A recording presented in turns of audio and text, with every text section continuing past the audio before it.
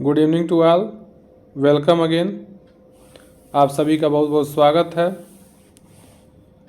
जो मेरा ये ऑब्जेक्टिव क्वेश्चन का जो वीडियो है वह इलेक्ट्रिक करंट यानी इलेक्ट्रिसिटी से संबंधित है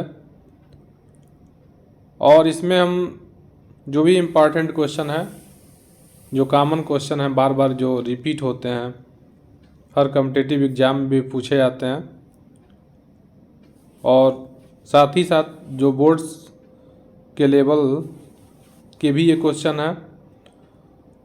तो इसमें चलिए स्टार्ट करते हैं। अगर आप मेरे इस YouTube चैनल पे पहली बार विजिट कर रहे हैं तो कृपया चैनल को सब्सक्राइब कर दीजिए, ठीक है। तो पहला क्वेश्चन हम स्टार्ट करते हैं बिना टाइम वेस्ट किए हुए। फर्स्ट क्वेश्चन आपसे पूछा जा रहा है, आवेश का एसआई मात्रक क्या होता है? यानी चार्ज का जो इंटरनेशनल सिस्टम में उसका यूनिट पूछा जा रहा है, क्या होगा? ऑप्शन क्या है? पहला वोल्ट है, दूसरा जूल, तीसरा ओम और चौथा कूलम। तो कूलम एक साइंटिस्ट थे जिन्होंने काफ़ी वर्क किया था, इसलिए उनके सम्मान में इसका यूनिट क्या होता है? कूलम होता है। यानी डी ऑप्शन आपका सही है।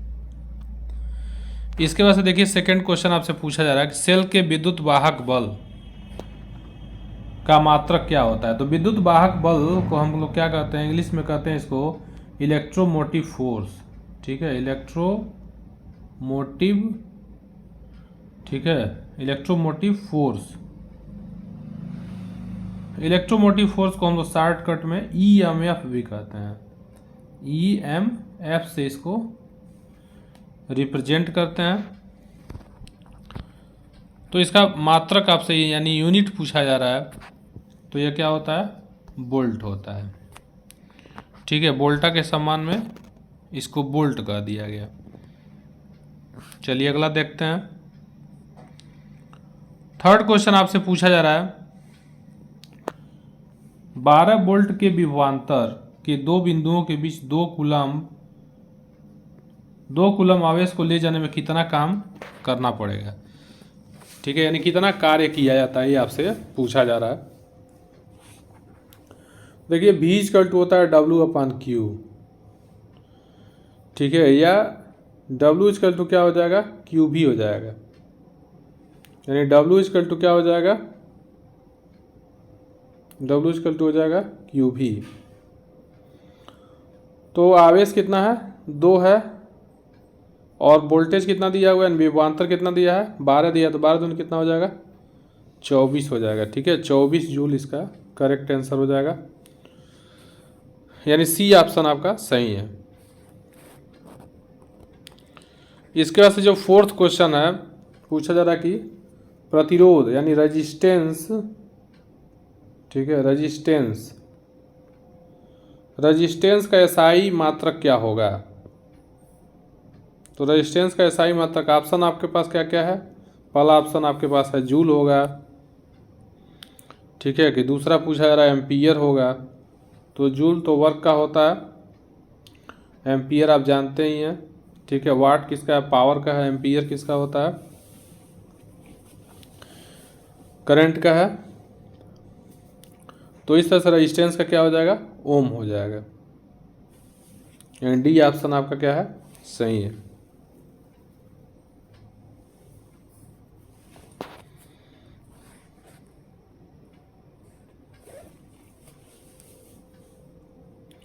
फिर पूछा जा रहा है जो फिफ्थ क्वेश्चन आपसे है, वैद्युत शक्ति का मात्रक क्या होगा? यानी पावर पूछा जा रहा है, इलेक्ट्रिक पावर का यूनिट क्या होगा? तो इलेक्ट्रिक पावर का जो यूनिट है वो क्या होता है? वाट होता है। वोल्ट आप जानते हैं विभवांतर का होता है, ठीक है। ओम रेजिस्टेंस का है। एम्पियर अभी बताया है। यानी डी ऑप्शन इसमें क्या हो जाएगा? सही हो जाएगा। अगला जो क्वेश्चन है सिक्स्थ क्वेश्चन आपसे पूछा जा रहा है, टंगस्टन निम्नलिखित में से किस ताप पर मेल्ट कर जाता है? यानी टंगस्टन जो है वो किस टेम्परेचर पे गल जाता है, पिघलने लगता है?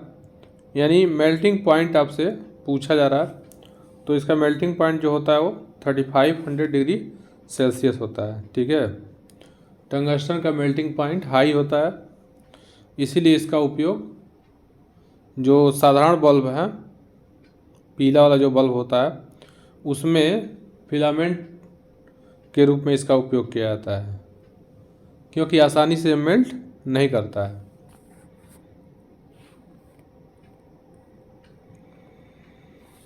अगला जो क्वेश्चन दिया हुआ है, क्वेश्चन नंबर जो 7 है, 100 वाट और 220 वोल्ट के विद्युत बल्ब के तंतु का प्रतिरोध क्या होगा।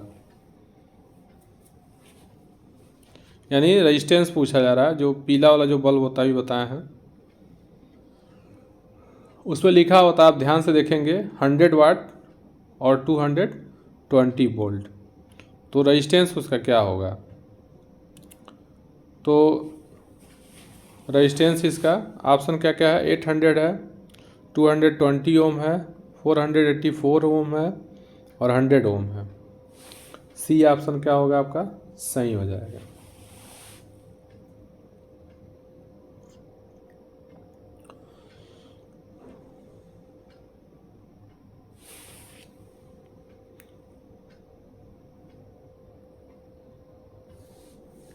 अगला जो क्वेश्चन आपका है, कैसे सही होगा इसको भी देख लेते हैं थोड़ा सा। पावर इक्वल टू क्या होता है,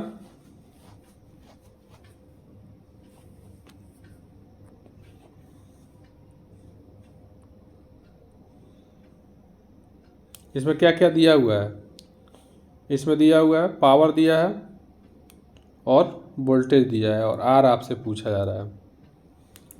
तो पावर इक्वल टू क्या होता है, डब्ल्यू अपान टाइम होता है, और डब्ल्यू इक्वल टू क्या होता है, वी आई टी होता है अपान टी होता है। तो टी से टी कैंसिल हो जाएगा, यानी वी इंटू आई हो जाएगा। पावर इक्वल टू क्या होता है, वी इंटू आई, और इसको चेंज कर सकते हैं, पावर इक्वल टू होता है वी इंटू आई। तो रेजिस्टेंस पूछा जा रहा है ना, यानी आई को आप बदल दीजिए, यानी आई को क्या लिख सकते हैं, ओम्स लॉ से V equal to I R, तो I equal to V upon R, यानी पावर इक्वल टू क्या हो जाएगा, वी स्क्वायर बाई आर हो जाएगा, यानी पावर इक्वल टू हो जाएगा we square by are.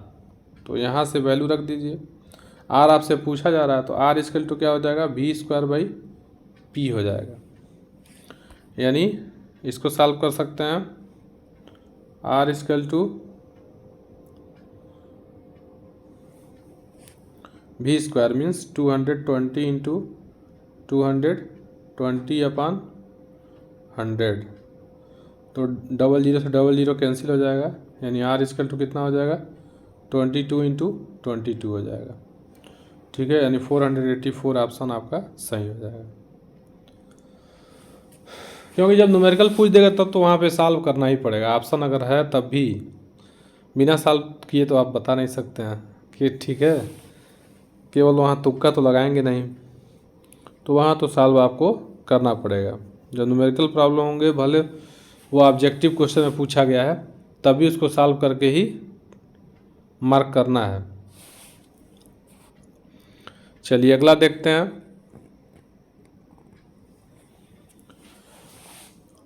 Question number 8 क्या कर रहा है, 579 ओम के 3 प्रतिरोधों को सीरीज कॉम्बिनेशन में जोड़ा गया है। तो पूछ रहा है कि जो रिजल्टेंट रेजिस्टेंस है, यानी समतुल्य प्रतिरोध आपसे पूछा जा रहा है कि रिजल्टेंट रेजिस्टेंस क्या होगा। तो रिजल्टेंट रेजिस्टेंस कैसे निकालेंगे, जब सीरीज कॉम्बिनेशन में अगर श्रेणी क्रम में है तो आर इक्वल टू क्या होता है, R1 plus R2 plus R3, ये फार्मूला होता है सीरीज कॉम्बिनेशन के लिए। तो सीधे सीधे इनको क्या करना है, ऐड कर देना है। तो ऐड करेंगे तो कितना हो जाएगा, 7 और 5 कितना हो जाएगा, 12 हो जाएगा, 12 और प्लस 9 कितना हो जाएगा, 21 हो जाएगा। डी ऑप्शन आपका करेक्ट है। ठीक है, डी ऑप्शन आपका करेक्ट है।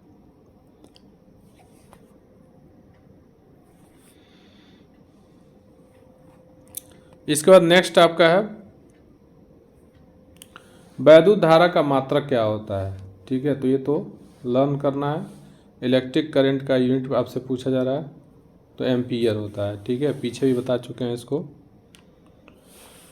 इसको ऐसे भी निकाल सकते हैं, आई इक्वल टू क्या होता है, क्यू अपान टी होता है। ठीक है, इलेक्ट्रिक करंट कैसे डिफाइन करते हैं इसको, चार्ज पर second, the number of charge flowing through a point in 1 second is said to be the electric current। या इसको ऐसे भी डिफाइन कर सकते हैं, the rate of flowation of charges through a particular point of the electric current, electric conductor is known as electric current. ठीक है, यानी इलेक्ट्रिक करंट क्या होता है, किसी भी कंडक्टर के किसी पॉइंट से 1 सेकेंड में बहने वाले चार्ज की वैल्यू होती है। ठीक है, तो इसका अगर मात्रक हम यहाँ से निकालें तो क्या हो जाएगा, आई इक्वल टू क्या हो जाएगा, चार्ज का जो मात्रक होता है वो कूलाम्ब होता है, कूलाम्ब और समय का जो मात्रक होता है वो सेकंड होता है, तो यानी कूलाम्ब प्रति सेकंड हो जाएगा। और कूलाम्ब प्रति सेकंड जो होता है वो क्या होता है, एम्पीयर होता है। अगला जो क्वेश्चन है, विद्युत प्रतिरोध यदि श्रेणी क्रम में जुड़े हों तो तुल्य प्रतिरोध निम्न में से कौन सा होगा। तो अगर देखिए रेजिस्टेंस अगर किस में है, सीरीज कम्बिनेशन में अगर जुड़े हुए हैं तो तुल्य जो प्रतिरोध होगा वो क्या हो जाएगा, R equal to R1 plus R2 plus R3 हो जाएगा, एंड सो ऑन। और भी हो सकता है, जैसे मान लीजिए अगर 3 प्रतिरोध हों तो जनरली हम क्या करेंगे, 3 को R1 plus R2 plus R3 कर देंगे। लेकिन अगर बहुत सारे प्रतिरोध जुड़े हुए हैं, ठीक है, इनफाइनाइट नंबर ऑफ रेजिस्टेंस अगर आपस में कंबाइन है तो उनको ऐसे ही जोड़ते जाएंगे, यानी आर इक्वल टू हो जाएगा R1 plus R2 plus R3 plus R4 plus and so on up to Rn, अगर n रेजिस्टेंस हैं तो।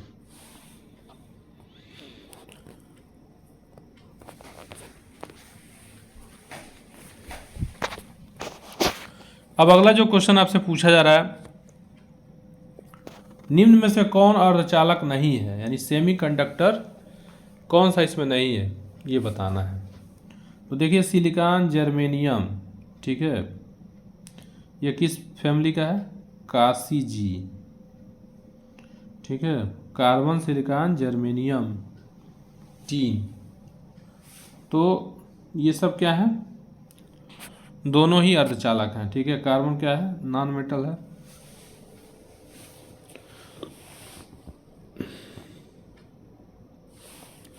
आप पूछा आपसे क्या जा रहा है कि कौन सा अर्धचालक नहीं है, तो इसमें जो मरकरी जो है, यानी पारा जिसको कह रहा है, मरकरी एक क्या होता है, धातु है, कंडक्टर हो जाएगा। और आपसे सेमी कंडक्टर पूछा जा रहा है कौन सा नहीं, यानी यही कंडक्टर है, यानी सी ऑप्शन आपका सही हो जाएगा।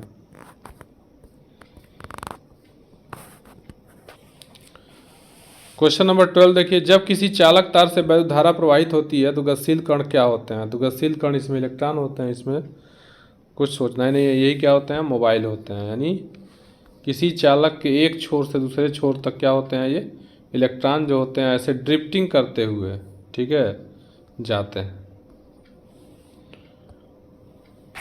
एक नियत वेग से आगे बढ़ते हैं। निम्न में से कौन सा विद्युत का सुचालक है। ग्रेफाइट देखिए, कार्बन जो है, कार्बन का एक अपर रूप है, ये इलेक्ट्रोप्स ऑफ द कार्बन है, और ये क्या होता है, इलेक्ट्रिसिटी का कंडक्टर होता है। जबकि सल्फर है, सीसा है, प्लास्टिक है, ये सब जो होते हैं वो इंसुलेटर होते हैं। सीसा का एक पर्टिकुलर कंडीशन में एक कंडक्टर का काम करता है। ठीक है, लेड,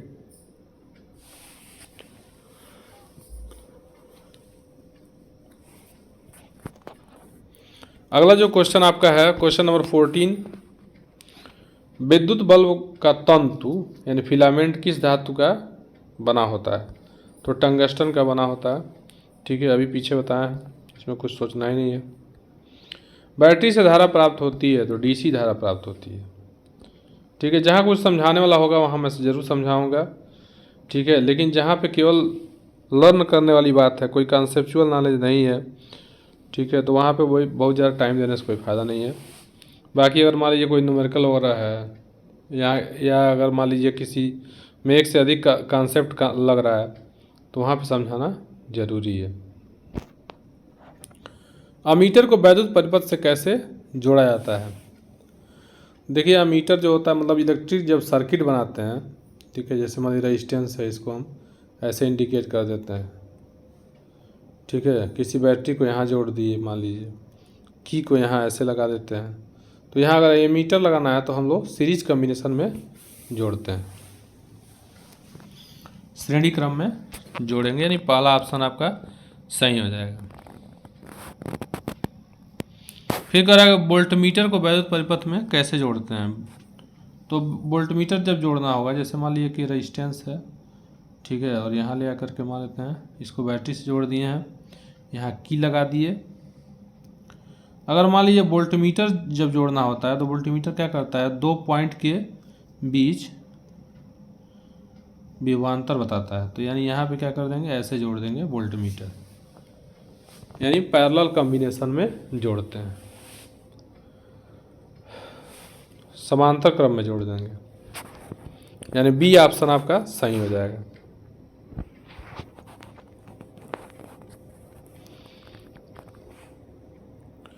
अगला क्वेश्चन आपसे पूछा जा रहा है विभवांतर मापने वाले यंत्र को हम क्या कहते हैं? ऑप्शन है अमीटर कहते हैं कि गैल्वेनोमीटर कहते हैं कि बैरोमीटर कहते हैं कि वोल्टमीटर कहते हैं।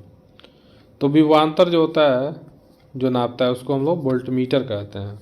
एमीटर क्या नापता है, धारा नापता है। गैल्वेनोमीटर जो होता है वो डायरेक्शन ऑफ इलेक्ट्रिक करंट को बताता है। ठीक है, ऐसे ही प्रेशर बताता है।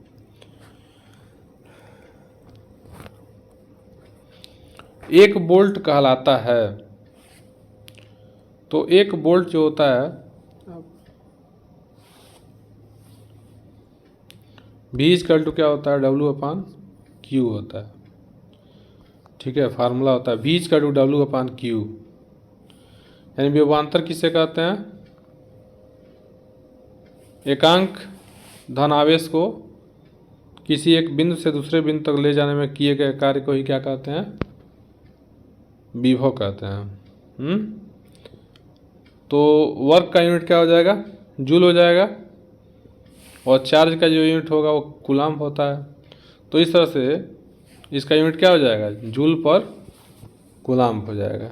ठीक है, तो एक वोल्ट का मतलब 1 जूल प्रति कूलम्ब, यानी बी ऑप्शन आपका क्या हो जाएगा, सही हो जाएगा। अगला जो क्वेश्चन आपका है वो है किलोवाट घंटा kWh किसका मात्रक है? तो हमारे घरों में अगर मीटर लगा हुआ है तो हम वहाँ पे देख सकते हैं कि वहाँ पे उस मीटर पे kWh लिखा होता है, और जो इलेक्ट्रिसिटी वाला जब बिल काटने आता है उसी मीटर को देखता है, ठीक है, और उसके अकॉर्डिंग क्या करता है, वो आपका बिल बनाता है। तो 1 किलोवाट घंटा को हम लोग 1 यूनिट भी कहते हैं, यानी ये क्या मेजर करता है, वैद्युत ऊर्जा मेजर करता है।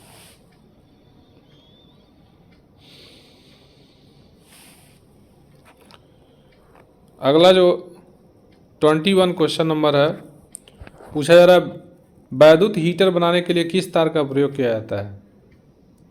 तो हीटर बनाने के लिए जिस तार का प्रयोग किया जाता है उसको हम नाइक्रोम कहते हैं, यानी नाइक्रोम वायर का प्रयोग किया जाता है। यानी फर्स्ट जो ऑप्शन है आपका सही हो जाएगा। और क्वेश्चन नंबर जो 22 है, पूछा जा रहा है कि इलेक्ट्रोमैग्नेट यानी वैद्युत चुंबक कैसे बनाया जाता है, इलेक्ट्रोमैग्नेट कैसे बनाया जाता है? तो आप जानते हैं कि कोई भी सॉफ्ट आयरन कोर लेंगे ठीक है, यू शेप लेंगे ज़्यादा बेहतर है। और इस पर क्या करते हैं, तार हम ऐसे लपेट देते हैं और इसको प्लस माइनस से हम जोड़ देते हैं। तो सॉफ्ट आयरन कोर का प्रयोग किया जाता है, सॉफ्ट आयरन का प्रयोग किया जाता है। इसकी खासियत होती है, ये क्या करता है, जब तक करंट बहती है तब तक वो किसी मैग्नेट के जैसा व्यवहार करता है, लेकिन जब करंट बहना बंद हो जाती है तो फिर से क्या करता है, अपने इस प्रॉपर्टी को लॉस कर देता है आसानी से। इसीलिए नरम लोहे का प्रयोग किया जाता है। चलिए, यहाँ तक 22 क्वेश्चन का हमने कलेक्शन किया था। और अच्छे क्वेश्चन को मैं चाहता हूँ कि ऑब्जेक्टिव जो क्वेश्चन हैं उनको मैं चैप्टर वाइज एक एक करके वीडियो बना करके आपके सामने प्रस्तुत किया जाए और अच्छे से प्रिपेयर कराया जाए, ताकि जो भी हमारे बच्चे हैं वो अधिक से अधिक बोर्ड के एग्ज़ाम में भी नंबर पा सकें और साथ ही साथ कॉम्पिटिटिव एग्ज़ाम की तैयारी के लिए भी प्रिपेयर हो सकें। देखिए, इंजीनियरिंग और मेडिकल को छोड़ दिया जाएगा तो बाकी जितने एग्ज़ाम हैं, वनडे जितने एग्ज़ाम हैं, सब में लगभग साइंस से भी क्वेश्चन पूछे जाते हैं और उसमें इसी टाइप के क्वेश्चन होते हैं, बहुत टफ क्वेश्चन नहीं होते हैं। यहाँ तक कि लोअर पीसीएस वगैरह में भी अगर उसका हम प्रिलिमिनरी टेस्ट देखेंगे तो उसमें कोई बहुत टफ क्वेश्चन नहीं होते हैं, साइंस के कॉमन क्वेश्चन ही आपसे पूछे जाते हैं। तो हमारे इस चैनल को आप सब्सक्राइब कीजिए और अधिक से अधिक लोगों तक पहुंचाइए, ताकि मैं और इसमें अपना मेहनत कर सकूं और बढ़िया से मन लगा करके आप स्टडी कीजिए। Thank you, good night.